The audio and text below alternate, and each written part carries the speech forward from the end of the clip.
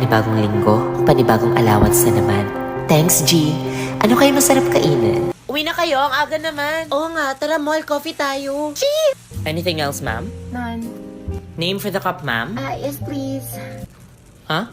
Drinking all this coffee. These Parang ang sarap mag-samgyup, no? Tara, matagal na ako nag-crave, no? Ingat.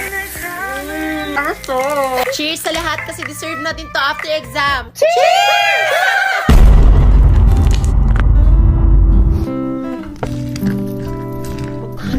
Paano ito naubos?